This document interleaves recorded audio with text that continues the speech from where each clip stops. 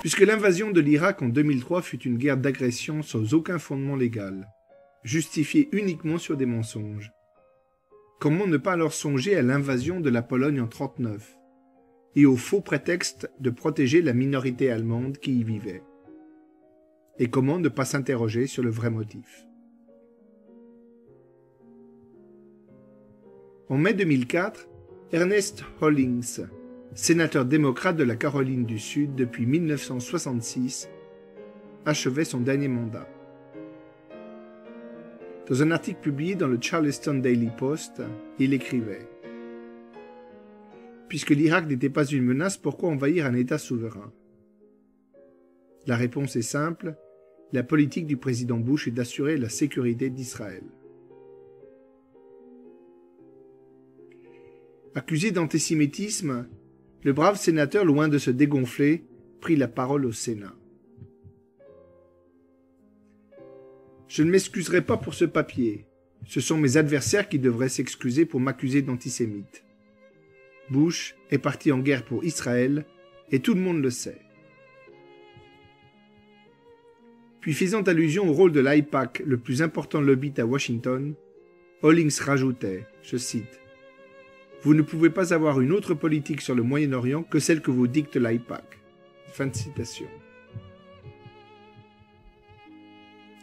Quelques mois avant l'invasion de l'Irak, le général en retraite Wesley Clark, ancien commandant en chef des forces de l'OTAN, reconnut dans une interview que ceux qui prônent cette invasion reconnaissent en privé qu'il est bien possible que Saddam Hussein ne dispose pas d'armes de destruction massive. Mais ils sont tout simplement préoccupés par le risque que dans le futur, ils puissent fabriquer une bombe contre Israël. 6 mois avant l'invasion de l'Irak, le président Bush avait réuni à la Maison-Blanche une douzaine de sénateurs et représentants. Elle leur avait dit, je cite, « Le plus grand danger, c'est Saddam Hussein et ses armes de destruction massive. Il peut faire sauter Israël et déclencher un conflit international. » Fin de citation. Puis dans un entretien avec Elie Wiesel le 27 février 2003, il dit encore « Si nous ne désarmons pas Saddam Hussein, il pourrait bien balancer une arme de destruction massive sur Israël et en représailles, ils feront ce qu'ils ont à faire et nous devons l'éviter. » Fin de citation. En mai 2003, c'est Condoleezza Rice qui fit écho aux propos de son patron lorsqu'elle déclarait « La sécurité d'Israël est la clé de la sécurité du monde. »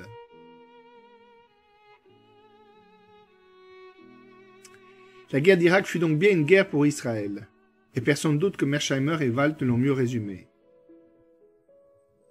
Voici ce qu'ils écrivent. La pression d'Israël et du lobby pro-israélien fut non seulement le seul facteur derrière la décision d'attaquer l'Irak, mais il fut aussi décisif. Quelques Américains croient que ce fut une guerre pour le pétrole. Or rien, absolument rien ne permet de l'affirmer. En fait, la guerre fut motivée uniquement par la sécurité d'Israël.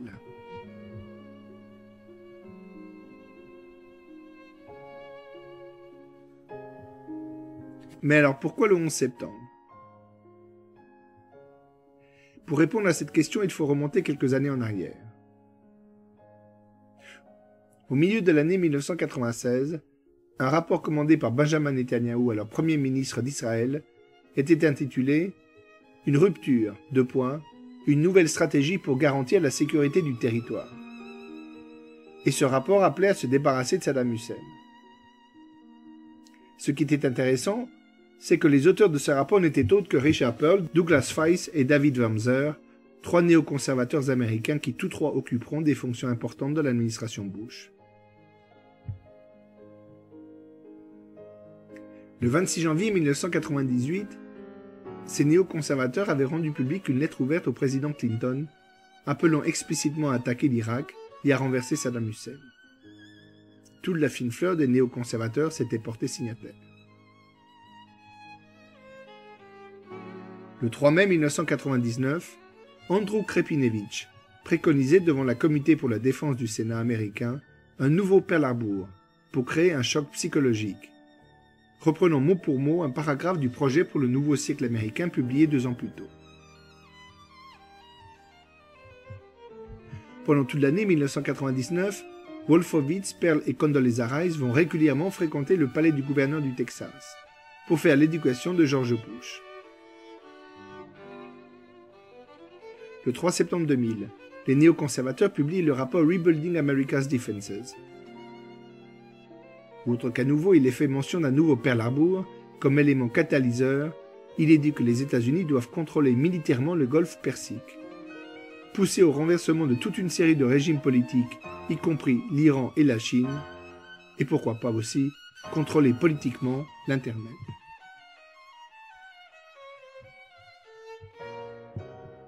En juillet 2002, le député travailliste britannique Tam Dalyell dira de ce rapport qu'il ne s'agissait ni plus ni moins que d'une ébauche pour une domination mondiale des États-Unis, rédigée par une extrême droite fanatique et immorale qui aime la guerre pour la guerre, mais qui ne l'avait jamais vécue en première ligne. Pourtant, le 11 octobre 2000, dans un face-à-face avec Al Gore, en pleine campagne électorale, Bush se déclarera partisan d'une politique étrangère humble, et il rejettera explicitement une intervention en Irak. Cette affirmation, en contradiction directe avec les conseils prodigués par ses nouveaux mentors, a donné lieu à deux interprétations possibles. La première, Bush montait, la seconde, Bush était encore indécis. Toujours est-il que le 7 janvier 2001, dans un rapport commandé par Donald Rumsfeld lui-même sur la défense de l'espace aérien américain, il est écrit la chose suivante. La question est de savoir si les États-Unis seront suffisamment avisés et responsables pour agir assez tôt afin de réduire les vulnérabilités de son espace aérien, ou si, comme dans le passé, une attaque déstabilisatrice contre le pays et sa population, un Pearl Harbor aérien, devrait être le seul événement susceptible de galvaniser la nation et pousser le gouvernement à agir. Oui, vous ne rêvez pas. On voudrait annoncer le 11 septembre qu'on ne s'y prendrait pas mieux. Le 11 septembre au soir, George Bush écrivait d'ailleurs « Le Pearl Harbor du XXIe siècle a eu lieu aujourd'hui ». Enfin, dans l'édition de septembre 2002 du magazine Commentary, Norman Podhoretz, l'un des principaux théoriciens du courant néoconservateur, écrivait, je cite, « Les régimes qui méritent d'être abattus ne se confinent pas seulement à l'axe du mal Irak, Iran, Corée du Nord, mais au minimum devraient inclure la Syrie, le Liban, la Libye et même la famille royale saoudite et l'Égypte d'Hosni Moubarak, ainsi que l'autorité palestinienne, qu'elle soit dirigée par Yasser Arafat ou par un autre. » Il est donc parfaitement clair qu'avec Bush en janvier 2001, arrive au pouvoir une administration en quête d'un premier prétexte pour en découdre. Il est aussi parfaitement clair que parmi les plus farouches partisans de cette nouvelle politique impériale, les Likoudniks, sobriquet qui leur fut donné pour leurs liens étroits avec la droite israélienne, sont outrageusement majoritaires.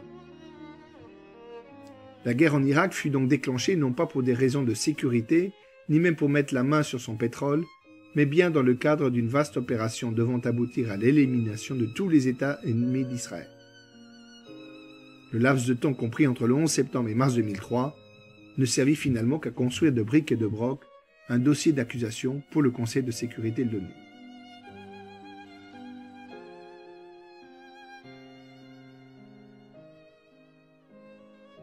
Il est impossible de répondre à la question initiale sur la nécessité d'en passer par les attentats du 11 septembre. Mais en revanche, il est certain que les nouveaux maîtres à Washington étaient dans l'attente d'un prétexte, d'un choc, d'un événement qui puisse déclencher le processus qu'ils souhaitaient mettre en route. Or le temps jouait contre eux. Voici pourquoi. Nous l'avons vu, les Américains n'avaient aucun prétexte légitime pour attaquer l'Irak. Et cela pouvait durer des années encore. Mais plus les années passaient, plus les chances d'une normalisation du régime en place augmentaient. Deuxièmement, en tout état de cause, sans l'émotion créée par le 11 septembre, le Conseil de sécurité de l'ONU aurait tranché au mieux pour la reprise des inspections interrompues en 1998. Et ces inspections n'auraient forcément rien donné, nous le savons. Troisièmement, la Russie était encore en 2000 dans un état d'extrême faiblesse. Mais Poutine élu en mars est d'une autre trempe que son prédécesseur. Avant peu, elle pouvait redevenir un obstacle insurmontable à une intervention armée américaine au Proche-Orient. Quatrièmement, les néoconservateurs ont vu dans l'arrivée de Bush au pouvoir une opportunité unique, mais limitée à un mandat de 4 ans. Enfin, ce qui était en jeu derrière le choc du 11 septembre allait bien au-delà du désir de se débarrasser de Saddam Hussein. Cela incluait sur le plan international, nous l'avons vu, une stratégie de domination globale, mais aussi sur le plan intérieur, la mise en place d'un régime sécuritaire dont le Patriot Act fut la clé de voûte, ce qui impliquait, dans un cas comme dans l'autre, de transgresser la Constitution. Imagine if your family was awakened in the middle of the night by a team of federal officers. Well, that's exactly what happened to a woman and her children in Granville County. We understand that because this case falls under the Patriot Act, a lot of the usual rights for defendants not available here. That's right, David. The Patriot Act was created after 9/11. It allows federal agents to investigate suspected cases of terrorism swiftly in order to better protect our country. And we have no rights under the Patriot Act to even defend them because the Patriot Act supersedes, basically, is superseding the Constitution.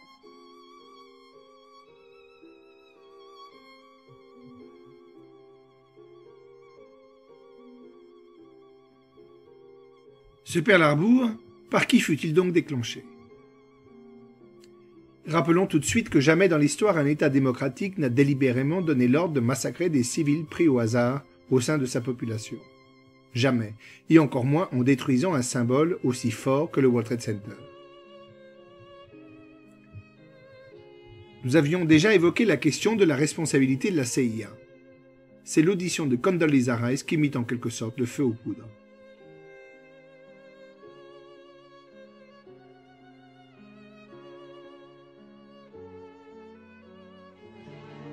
Every morning that summer, Bush received the President's Daily Brief, or PDB, outlining security threats to the United States. Isn't it a fact, Dr. Rice, that the August 6 PDB warned against possible attacks in this country? And I ask you whether you recall the title of that PDB. I believe the title was Bin Laden Determined to Attack Inside the United States.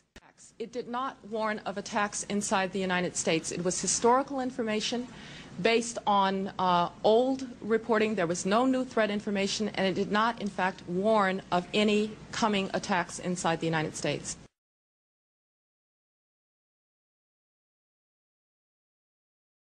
They finally released the August 6th one, which had the now infamous headline, Bin Laden Determined to Strike U.S.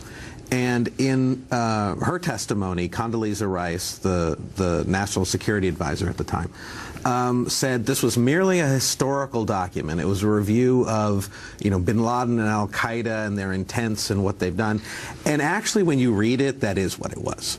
And it was also a red herring because I can't say that's why they released it, but it certainly was convenient because that document was the only one of the many that had been gone out over the previous few months that was historical. All the others were, there's an attack coming. There's an attack coming that's going to be devastating. There are going to be mass casualties. There is a terrorist cell in the United States that is plotting to strike. I mean, with a great deal of table pounding.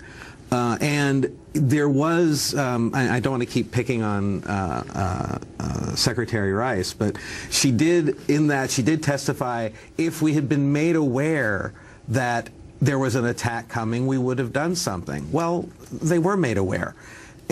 Who are the neoconservative leaders that you point to who are more interested in Iraq than in listening to what's happening with Al-Qaeda? Well, the lead fellow was Paul Wolfowitz, who was the #2 at the Pentagon. The neoconservative leaders who had recently assumed power at the Pentagon were warning the White House that the CIA had been fooled. According to the theory, bin Laden was merely pretending to be planning an attack to distract the administration from Saddam Hussein, whom the neoconservatives saw as a greater threat. End quote. Ce qu'il faut donc retenir de cette déposition et de l'enquête très fouillée de Kurt Eichenwald est la chose suivante. Premièrement, Condi Rice a voulu couvrir son patron George Bush en ne mentionnant jamais les PDBs précédant celui du 6 août, le seul qui avait été délibérément rendu public parce qu'il était le moins explicite. Deuxièmement, l'imminence d'attentats terroristes n'était pas un secret pour la CIA et elle a tout fait pour en avertir la Maison-Blanche. Troisièmement, la précision avec laquelle la CIA a eu connaissance de ce qu'elle est arrivé laisse penser qu'il y a eu des fuites parmi les instigateurs du complot. Quatrièmement, l'hypothèse d'une opération sous faux drapeau menée selon une chaîne de commandement normale entre la Maison-Blanche et la CIA ne tient pas. Et tout ceci est donc parfaitement conforme à l'éthique de la vie politique qui subordonne la loyauté de l'administration au respect de la Constitution. Ce qui ne l'est pas, c'est bien sûr l'attitude de George Bush, qui reste sourd aux avertissements de la CIA. Quant au fait que ce fut Paul Wolfowitz qui fut en pointe pour dénigrer les allégations de la CIA, non seulement on dit long sur l'ascendant que les néoconservateurs avaient pris sur le locataire de la Maison-Blanche, mais laisse fortement penser, même si ce n'est pas une preuve absolue, qu'il avait tout intérêt à ce que le complot réussisse.